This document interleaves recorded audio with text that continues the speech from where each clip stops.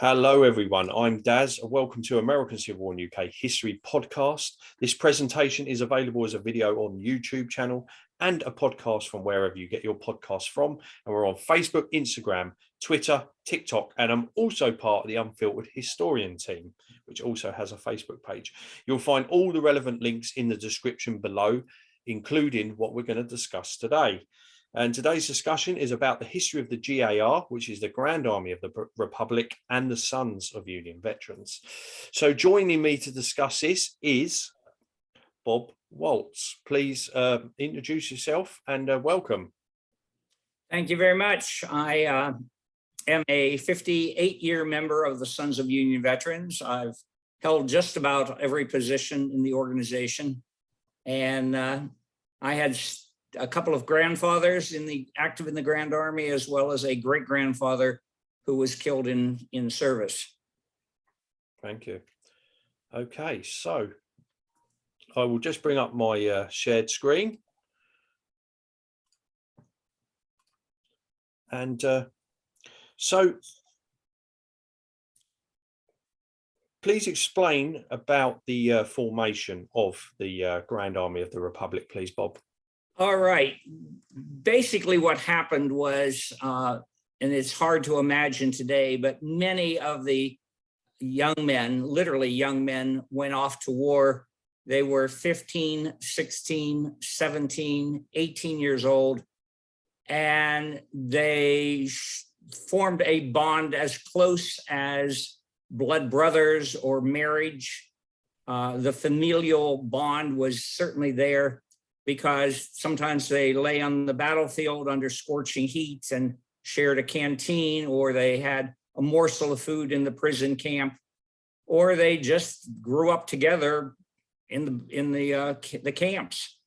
And so when the Civil War officially ended on May 23rd and 24th of 1865, there was a grand review of all the troops.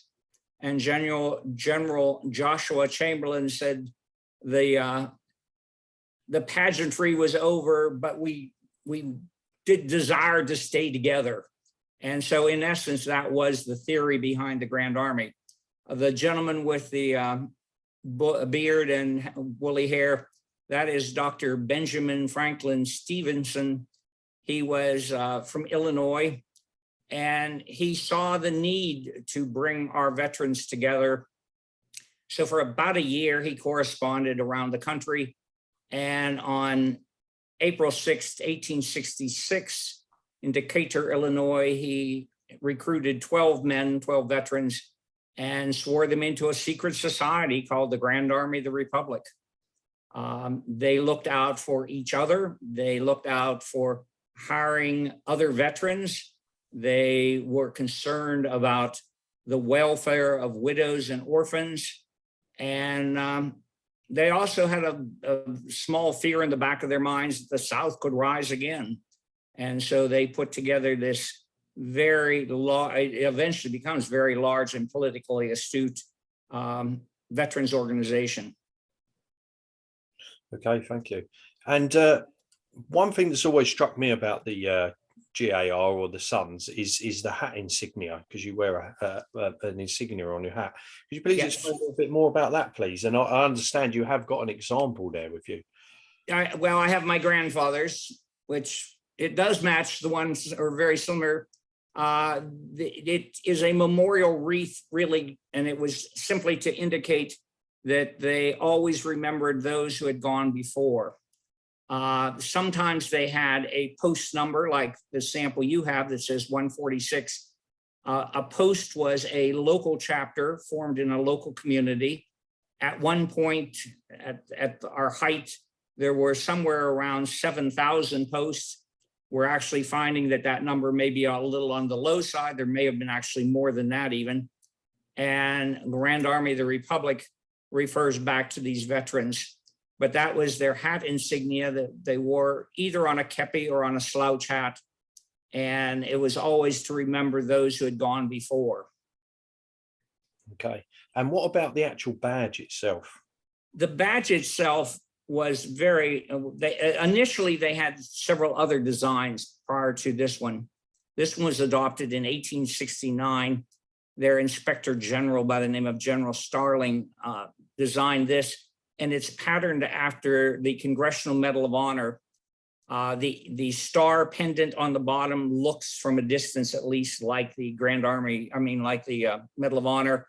The eagle that, not this eagle, but there's a prior eagle to this, was actually made using the Medal of Honor die. The first ones were made by a private company in New York. And one of the instructions on the contract were that all these badges were to be made at least partly from captured Confederate cannon. It turned out that cannon metal was very hard and sometimes would break dies. And so this manufacturer thought he'd get away with substituting just bronze blanks instead. When it was found out that he was not honoring their contract and they were not making the badges from captured Confederate cannon, they actually went to the US Mint, and the US Mint struck the Grand Army badge for a time. And in the late 1880s, they finally got a comrade, one of the other veterans, and he was a jeweler in Philadelphia who made all the badges from that point forward. So the symbolism is, in the center is the goddess of liberty with a soldier and sailor shaking hands to show fraternity. And then there are small children kneeling at their feet, and that is to show charity towards these widows and orphans. The American eagle is holding armaments, always in defense of the American flag, which is also shown. And on the back of the badge were all the corps badges representing the Union Army. Okay, I find the cannon thing quite interesting because I think the Victoria Cross was made from, well, it's said to have been made from cannon from the Crimean War. But yeah, that's quite cool. Okay, so the 5th of May, 1868 is a very important date. So please explain this and why this date's so important in the GAR. Yes. As I was saying, the local men are a post. The state, all the posts within a state are called a department.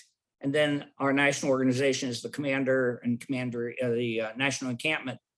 That fella is actually John Logan, General John Logan. He was a very astute politician. He also realized the value of military vote. But on May 5th, 1868, he created General Orders number 11, instructing all of the various departments and posts to decorate the veterans' graves. And so it is the creation of Memorial Day as May 30th. And there are various rumors and legends who actually started it. I don't know that it really matters who started it. There was some honoring of the Confederate dead by the Confederates. There were people in New York that claimed they started Memorial Day. Okay, but most importantly, General Logan is the one that's made it a national event. That's the and that's the thing. It's important to today, isn't it? You know. Yes. It's a national holiday, isn't it? So yes, very, very important. Okay, so the GAR is organization is made up into departments. So please explain this. Well, usually it would be all of the veterans within a single state, if you had a quantity of veterans in that state, such as Ohio or Pennsylvania or New York or Indiana or Illinois. But then when you would get into, for example, California, there would be perhaps a lot less veterans.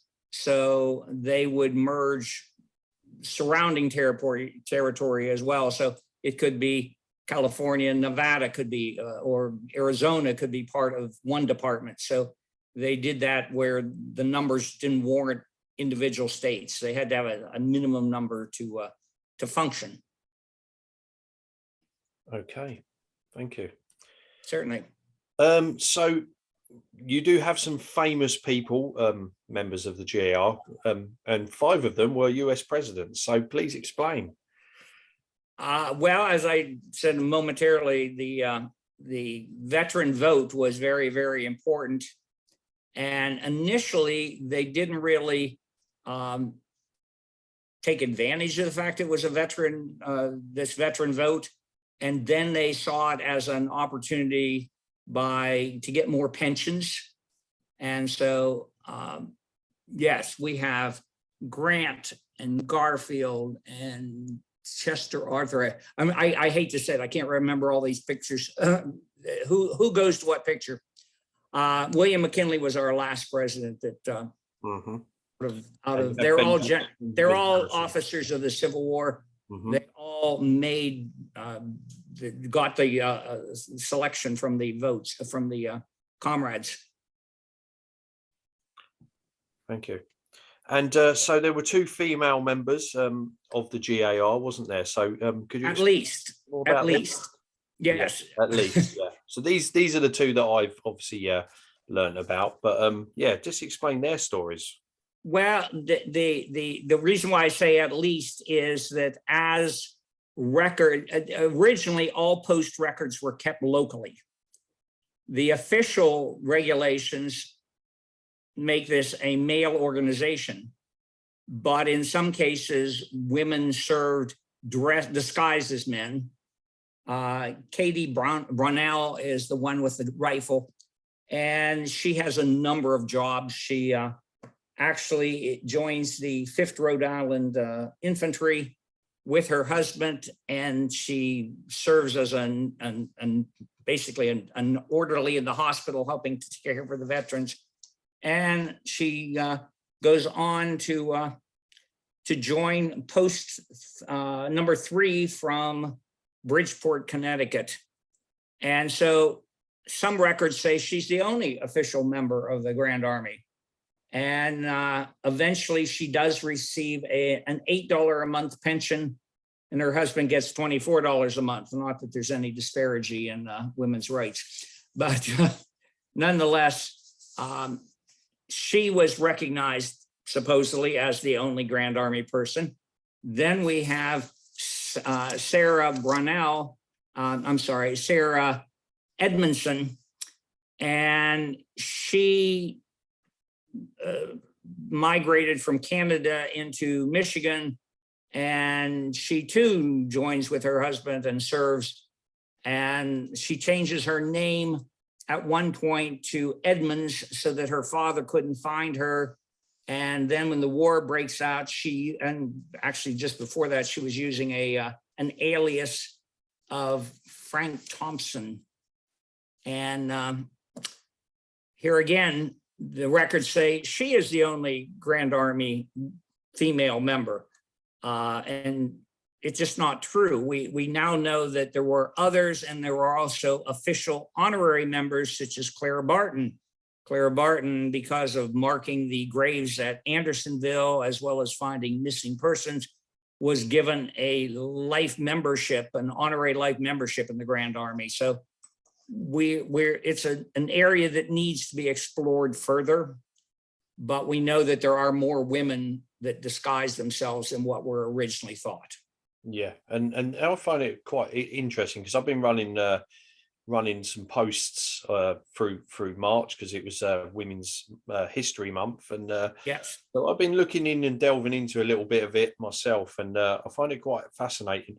But so from a regimental level, or even a company level, they must have known that there was a woman within their ranks. But, not necessarily, or not necessarily. Right. I think in some cases they did, and they overlooked it. In some cases, they knew that this woman was there and was serving. Our problem was the military didn't want to recognize females. Mm-hmm. So Sometimes they listed them as laundresses, and sometimes they listed them as cooks, and sometimes they listed them as nurses.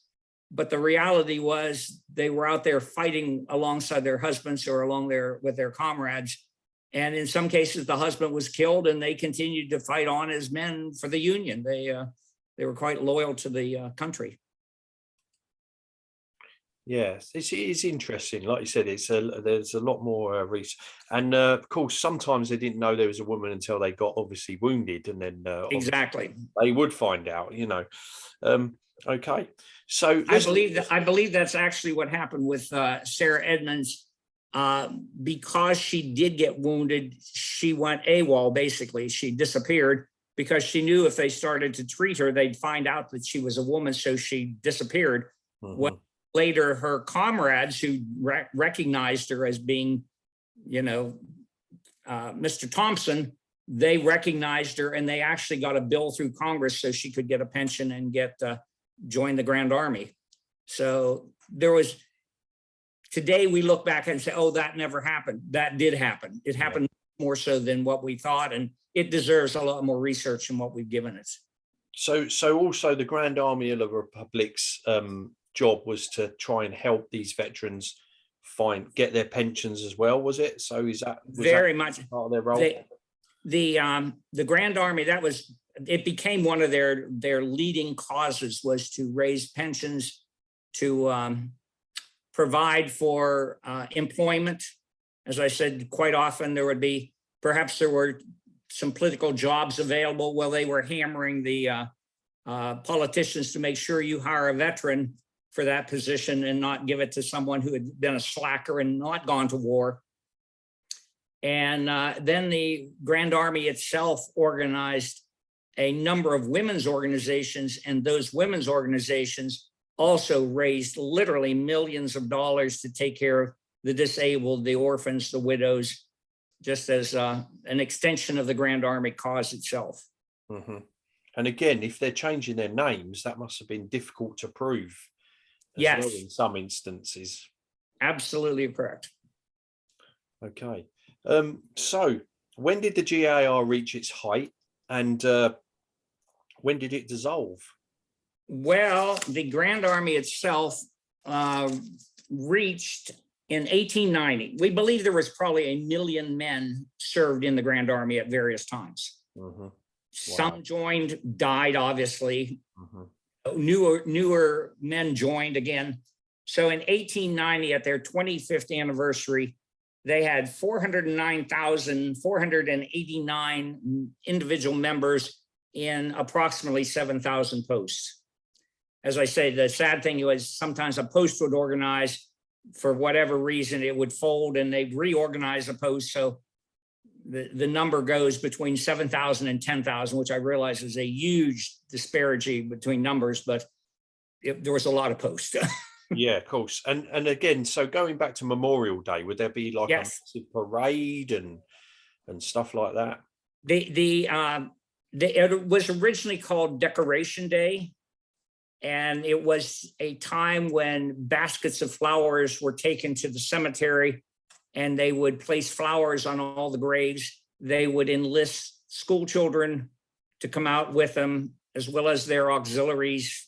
There were, as I said, like 4 or 5 different women's groups that certainly showed up and carried out the same mission. But there would be patriotic speeches. It certainly was not a day for picnics and a day for sales at the big box store or something. It was really a time of honoring those who had given their lives to the service of their country. And am I also right in saying that the GAR actually helped Grant out when he was fleeced by can't remember the guy's name now, but I'm sure they helped him out financially. They really did take care of their and it wasn't just the famous. It was they initially strictly focused on the local community. As the organization itself started getting political power, then membership actually took off, because they knew that the organization was going to go and beat up Congress or the different state governments to get money for the disabled and the veterans and things like that. Yeah. And am I right in saying 1959 was the last member? Actually, it was August 2nd of 1956. Okay. We were down to one comrade. The last national convention was held in 1949, and they passed a resolution saying as long as one member was alive, the organization would continue. Well, finally on, as I said, August 2nd, 1956, Albert Wilson was age 109, passed away. Wow. That was the official closing of the Grand Army. And they had made some provisions. They had given a number of their things away. They had memorial buildings in almost every town. They owned monuments in most of the northern cities. And so they made the provision that this would be given to, in some cases, to future veterans. They gave them to the VFW or the American Legion or the United Spanish War veterans. But in some cases, they had not made the provisions and they had died out before provisions were made. And so in 1956, they also passed what was called the Deed of Conveyance, and they named the Sons of Union veterans as their legal heir, that anything that had not already been disposed of was to be given to the Sons of Union veterans to be cared for. Okay. And that's where we're going to turn our attention now, obviously, because you have the formation of the Sons of Union Veterans, which is an organization which is still going today. So please explain the history behind the Sons of Union Veterans. Okay, well, it's actually started out as far as we know, the first ones actually started in 1870, but it was very, very short-lived. And when you think about it, the Grand Army itself only started in 1866. So the fact that 1870 is only 4 years later, that's quite remarkable that they would start that early. But the official start date is in Philadelphia in 1878. And we acquired the Grand Army again, looked at their teenage sons and said, come with us, boys. You're going to march in the parade and you're going to go help in putting flags on our graves in the cemetery, and you're going to help put flowers on the graves. And so they basically recruited their children to pick up as they were getting older and more frail. The younger generation was enlisted to help. Oh, cool. That would be Major A.P. Davis on the right. He founded the organization that we have today. There actually were as many as 5 different organizations, and they were somewhat rivals against each other. And so Major Davis was a very astute fellow from Pittsburgh, and he did indeed get all the organizations finally merged and recognized by the Grand Army of the Republic. Initially, the Sons were a military training component. And so they literally were signing you up for the equivalent of the National Guard today. And most states recognize the Sons of Veterans as also National Guard units. So they were trained monthly. They would have a couple of times a month drill, and they'd be, in many cases, they were armed, or if they weren't armed, they were at least trained that they could become armed on very short notice. So you have many different branches through many different states. So just explain. Well, they, as I said, they were somewhat rivals against each other. In New York, in Albany, New York, the Grand Army formed their sons together, and they called them Filii Veteranorum, which is Latin for Sons of Veterans. They started in 1880. Major Davis, which we just saw in Pittsburgh, was probably a better organizer. He was in Pittsburgh, and he also called them the Sons of Veterans, and eventually it was Sons of Veterans USA, and so they existed. Then in Philadelphia, we had the cadet corps of the Sons of Veterans. So as I said, they sound alike, similar program, similar activity, but it was more about organization. And so by 1888, everyone had merged into the Pittsburgh branch, and that's the current Sons of Union veterans of the Civil War. Mm-hmm. And we do have a branch here in London. Do you know much about those? Well, I know you have a new branch. I don't know much about them because other than a few years ago, we chartered them, which I thought was very wonderful. And the London branch of U.S. Civil War veterans was basically the equivalent of the Grand Army. Mm-hmm. They had some linkage, but I've never seen the paperwork myself. So no, but again, I think they're the only one outside of North America. Is that correct? I believe we now have a camp in a branch in Canada. Okay. And it's kind of ironic that in 1910 we chartered a camp in Buenos Aires, Argentina. Wow. We had, at the time of the Spanish-American War, several branches in the Philippines, and they all enlisted in the United States Army in our Spanish-American War. So we had them over the world at one time, but I think they were probably, diplomatic or possibly embassy staff. We're not quite sure why we have all these people, but they certainly were affiliated with our organization here in the States. Well, again, I mean, I know myself that 50,000 British people fought in the American Civil War. And again, as I was discussing before we went on, that I did go to a dedication. His name is George W. Denham. But I don't know if you've noticed, but in this photograph, there is actually a Sikh man sitting here with the London branch. And it's caused, people to start, discussing this topic because... And it also looks like the guy has got a GAR badge on. Their badge look very similar. Yeah. I've seen their badge. It's baffling us, It is very close to ours, yes. But yeah, we can't. I mean, he obviously fought in the American Civil War, right? But we couldn't find. We haven't found any records of someone of Sikh, ethnicity fighting in the Civil War. So I mean, I know there was all different types of groups, but yeah.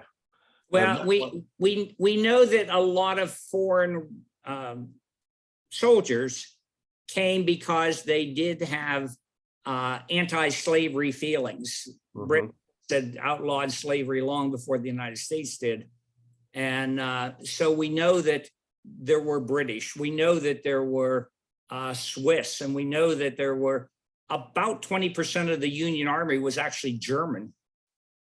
And there were some posts of the Grand Army that conducted their ritual in German. Mm-hmm. Again, because everything was kept locally, the records are sometimes being rediscovered now. And in some cases, the records sadly were destroyed and we will never have access to them. But so much new information is coming out that we just weren't aware of. Mm-hmm. And I mean, that's a shame on us for not being better at record keeping, but in the days before computers, they just didn't keep track of everything. Yeah, of course, it must be difficult. Yeah, definitely. So, okay, let's so if somebody wanted to, moving to today, what is, the role of the Sons of Union veterans today? What is your role in society? And, I know you can't really go into too much detail about what you guys do, but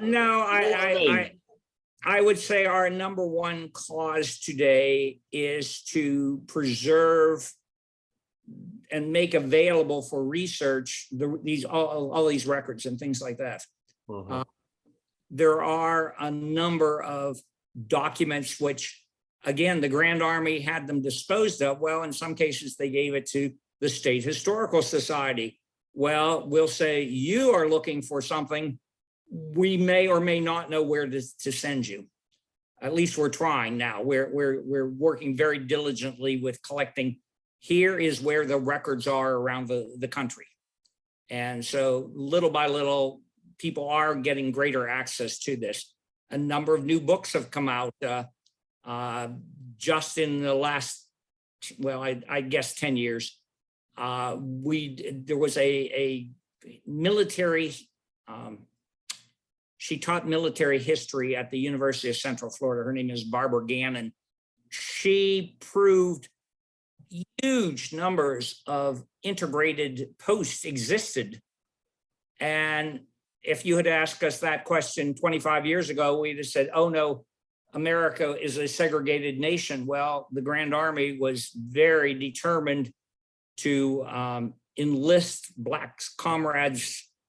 And their argument was if they were good enough to fight for the flag and protect us from treason, they're good enough to be a member. And they were outnumbered by the whites, so the whites could have voted them out, but instead they chose to include them. So that was a major new revelation to many of our members that, wow, they were the first first large interracial organization in the United States. Mm-hmm. And what's your numbers like at the moment across all the branches? Are you doing well, or is it dwindling a little bit like everything? I would like to say we should be doing far, far better, which would be a true statement. I believe right now we're just under 7,000 members, which is relatively small. In the 1920s, in the 19 teens, we had more like 50,000 members. The sad thing is, of course, each new generation of veterans seems to form their own organization, and we get further and further from the Civil War. The VFW was organized by our members. Yeah. At least a lot of the post-war, after the Spanish-American War. World War I, of course, came along, and again, the American Legion formed, but it was people who used to belong to us formed their own veterans organization and looked at their own comrades and things. So, but on the other hand, we are growing from where it was, we'll say 25 years ago. We were getting very small, and the interest in the Civil War and the sesquicentennial has brought a lot of new people into our order. Mm-hmm. But I think there is a lot of interest in the American Civil War. I think it's grown recently, I would say, in the last few years. I agree. Especially with the you've had some good documentaries, and you've had some, and also some good organizations out there now as well doing other stuff, and also, Zoom and podcasters, and there's all sorts of things, that is helping it reach other audiences. So it's good. And I mean, I'm a reenactor, and that's a struggle to get people in the ranks of that, so but yeah, it sounds quite healthy, really. So what would you say to someone that wanted to join these Sons? And also, I understand now you don't have to have a direct descendant, do you? We have several different capabilities of membership, categories of membership. One is, of course, direct lineal descent. Grandpa was a member, or at least would have been eligible to be a member. Possibly he was in the Grand Army, possibly he was killed in service, but he still is recognized. If he was a veteran between April 12th of 1861 and April 9th of 1865, their descendants are eligible. So that is a direct descendant. Then we have, in some cases, like I'll use, for example, William McKinley had no children, but his brother did. So we have collateral descendants. And so they can join through their uncle. And of course, then we have some who are just sincerely interested in the Civil War, interested in preserving history, interested in doing school programs and things. And so we have an associate capability as well that, yes, you are lacking in membership, but not in enthusiasm. So we would certainly welcome them as well. Mm-hmm. And I will just say to everyone watching and listening, the Sons of Union veterans do have Facebook, Instagram, and Twitter pages, and they're quite regularly updated, and there is content on there. So go and look them up, because they need you. All these organisations need support, and they also are looking for new members as well. Absolutely correct. So you have a great website as well. I will point that out. And so before we finish, though, Robert, Bob, sorry, I would That's like. all right. So I understand you have two books that you would like to discuss quickly? Well, yes, I did bring I created, because many people don't know their own history, I created this book, which is called Grand Army Men. See what we can Wow, get. that looks pretty cool. And it's got about 500 photographs.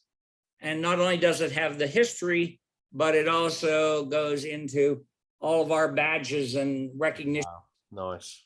And then 5 years later, I brought out the women's version, and it goes into 8 organizations. So yes, we try to share the history. This is kind of my legacy for what it's worth. When I joined, I was 16 years old. I was a reenactor. And a number of very, very, very old sons took me under wing. They were so excited to see someone with dark brown hair that they recruited me and said, your job is to teach the future. And little did I know what that involved. But anyway, that's why these books were created, because they tell stories that I was told as a youth, that when I'm gone, no one else knows those stories. So well, that's fantastic that you've shared that with other people, and yeah. So people, I will put links to those books in the description as well. So if people want to find those books, they can. And all that's left to say is, Bob, thanks a lot for coming on and talking to me about the GAR and the Sons. It's been absolutely great. Thank you very much. Well, I'm sure Ed will give you probably a lot more information than I did, but at some point, maybe you can merge us all together. No, you were brilliant. Thank you very much. Anyway, thank you. It was a pleasure.